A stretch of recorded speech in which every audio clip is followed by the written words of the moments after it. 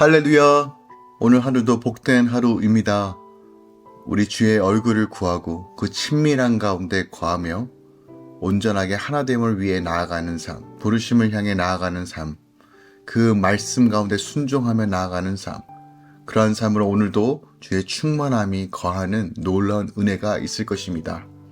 잠언 말씀을 살펴보며 다시 한번 지혜자의 말에 순종하고 또한 하나님 나라를 선포하며 이 아침 시작하기 원합니다. 6월 3일 월요일 아침 예배 성삼위 하나님께 올려드립니다. 오늘 하나님의 말씀은 잠언 17장 1절부터 14절까지입니다. 잠언 17장 1절부터 14절까지입니다. 마른 떡 한 조각만 있고도 화목한 것이 제육이 집에 가득하고도 다투는 것보다 나으니라. 슬기로운 종은 부끄러운 짓을 하는 주인의 아들을 다스리겠고 또 형제들 중에서 유업을 나누어 얻느니라. 도가니는 은을, 불문은 금을 연단하거니와 여호와는 마음을 연단하시느니라. 악을 행하는 자는 사악한 입술이 하는 말을 잘 듣고 거짓말을 하는 자는 악한 혀가 하는 말에 귀를 기울이니라. 가난한 자를 조롱하는 자는 그를 지으신 주를 멸시하는 자요 사람의 재앙을 기뻐하는 자는 형벌을 면하지 못할 자니라. 손자는 노인의 면류관이요 아비는 자식의 영환이라. 지나친 말을 하는 것도 미련한 자에게 합당하지 아니하거늘 하물며 거짓말하는 것이 존귀한 자에게 합당하겠느냐. 내부는 그 임자가 보기에 보석 같은즉 그가 어디로 향하든지 형통하게 하느니라. 허물을 덮어주는 자는 사랑을 구하는 자요 그것을 거듭 말하는 자는 친한 벗을 이간하는 자니라. 한마디 말로 총명한 자에게 충고하는 것이 매백대로 미련한 자를 때리는 것보다 더욱 깊이 박히 있느니라.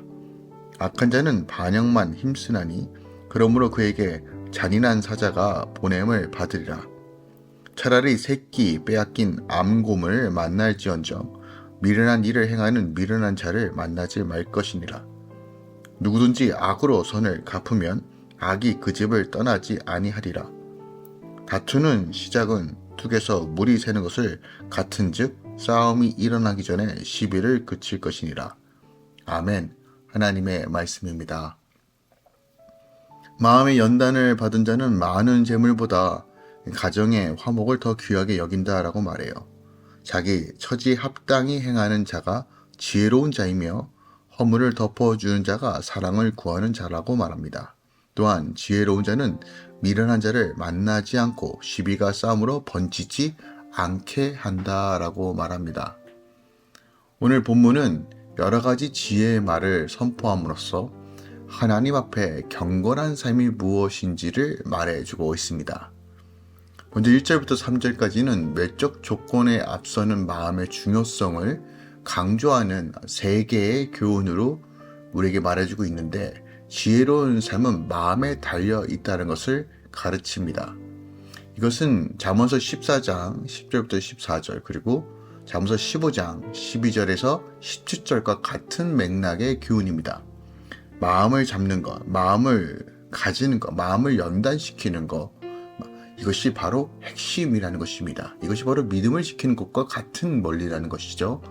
4절부터 5절까지는 악인의 무지와 뒤틀린 마음을 드러내는 지혜의 말을 담고 있는데 악한 자들의 말에 현혹되는 자와 가난한 자를 멸시하는 자는 우매한 자로서 형벌을 면치 못한다고 계속 교훈하고 있습니다. 또한 6절에서 9절에는 품위 유지와 현명한 처세에 대하여 지혜의 말을 담고 있습니다.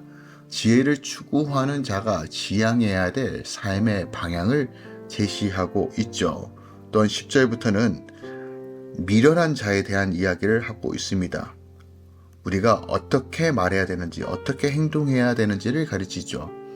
사람의 행위나 삶에 대한 태도는 어떤 외적 조건에 의해서 영향을 받기도 하지만 근원적으로 그 사람의 마음에 결정된다는 것을 지혜자가 우리에게 말해주고 있습니다. 그러므로 사람에게 진정 중요한 것은 어떤 외적인 환경이 아니라 마음입니다. 마음을 지키는 거예요. 마음이 바른 사람은 마른 떡 한 조각만 있고도 화목하고 선을 행한다고 말하고 있어요. 하지만 마음이 약하면 육신의 것으로 가득하기 때문에 결국 악을 행할 수밖에 없습니다. 그러므로 잠언서에서 꾸준하게 말하는 것이 바로 마음을 지키는 것입니다. 이것이 우리가 해야 될 일이라는 것이에요. 특별하게 오늘 1절의 말씀을 주목하기 원합니다. 마른 떡 한 조각만 있고도 화목한 것이 제 육이 집에 가득하고도 다투는 것보다 낫다라고 말합니다. 즉 재물이 많음보다 화목한 가족이 더 중요하다는 거예요. 동시에 가정의 행복은 물질의 많고 적음에 절대로 좌우하지 않는다는 교훈을 합니다. 그러나 오늘날 우리가 이 많은 것들에 대해서 착오가 있죠. 결국은 돈이 필요한 거 아닙니까? 라고 이야기합니다. 맞죠?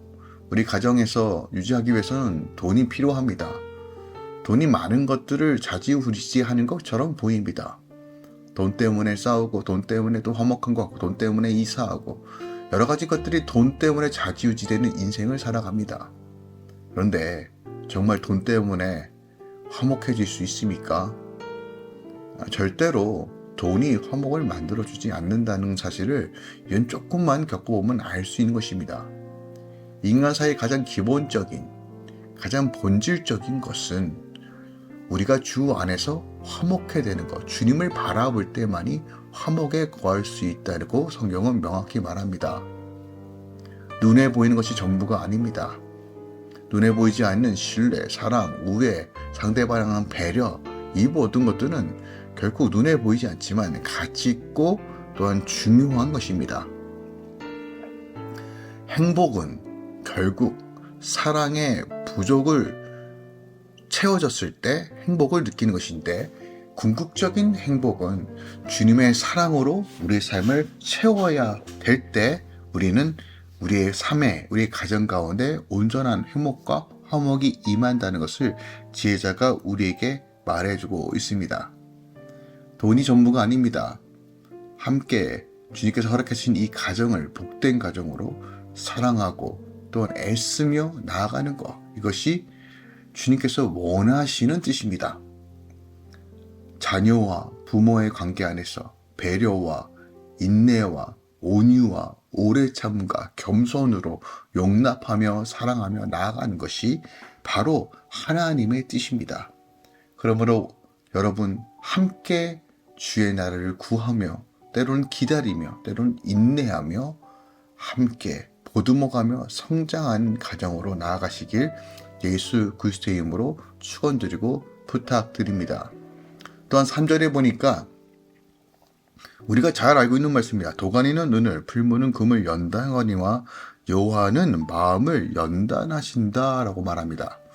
도가니나 풀무는 다같이 은이나 금 같은 금속을 정련하는 도구로서 굳이 구분할 필요는 없죠. 은이나 금의 원석은 많은 불순물을 함유하고 있습니다. 그래서 원석 그 자체로는 큰 가치가 없지만 이 풀물불을 지나갔을 때 온전한 은과 금의 그 순수함이 우리가 정련을 통해서 나올 수 있는 것이죠. 정련불은 대략 은은 960도 정도에서 녹는다고 말합니다. 금은 약 1000도에 이를 때 끊는 점이 임한다고 해요. 약 3000도까지 가까이 되죠.